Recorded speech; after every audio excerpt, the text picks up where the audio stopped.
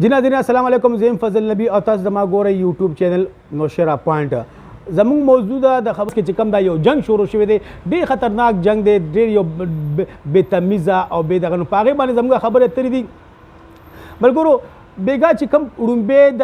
سټارټ وشو خسته لوبې نه بعد پاکستان چې کله بیټینګ وشو او هغې کې یو بیا دغه صورتحال پیدا شو د آصف علي چې کله آوټ شو نو فرید الله چې کوم بالر دی د افغانستان یو ښه بالر دی هغه چې کوم دی په خپل پښتو ژبه کې د غیر تهذیب الفاظ چې کوم دی آصف علي خلاف استعمال کړل چونکې اصل کرکټ کې دا غشان کېږي دا نشانونه او دا دغه ورکړل کېږي یو بل ته چې کله آوټ شي کلاړي هغه دغه کوي خو چونکې دا دواړه مادري زبان دي د دواړه مادري زبان په دغه باندې نو فرید الله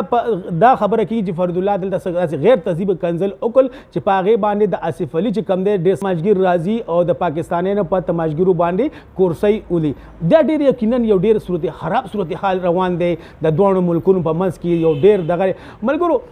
دا صورتحال اصل زمونږ د انډیا او د پاکستان په منځ کې به کېدو د انډیا او د پاکستان په منځ کې به ځکه کېدی چې هغه د دوه قومي نظریه یو جنگ دی د دوه قومونو چې هغه هندوان دي مونږ مسلمانان یو الحمدلله هغه زمونږ ټول عمر هغه یخپې والي ټول عمر د پاکستان خلاف هغه سازشې کړي دي نو چې کله داسې جنگ به وشو داسې لوبه به چې وشوه نو هغې کې به د تماشګیرو رد عمل چې کوم آب یقینا ډېر خراب رد عمل او یقینا د خراب رد عمل به و ځکه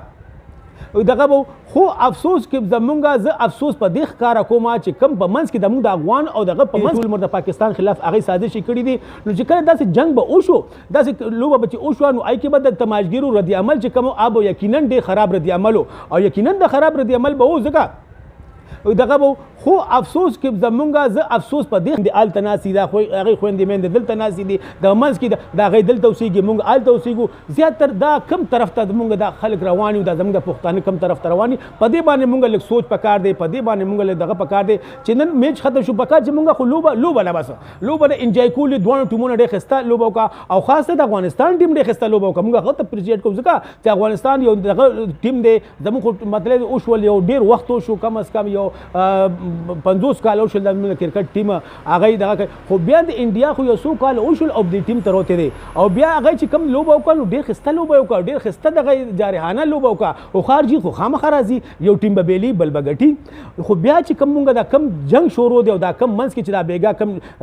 ډز وشوي منځ کې باندې لوبه لا بس انجوای کول پکار دي چې خو لوبه ټیم ته لاړ شي سړی به ټینشن په دغه کې یو لوبه وشي نو هغه ډېر ښه خبره چې هغه لوبه وشي خو افسوس دی چې کوم بیا هغې نه بعد سوشل میډیا باندې کوم جنګ شروع دی نو زما دا خواست دی چې دا شیزونه ختمول غواړي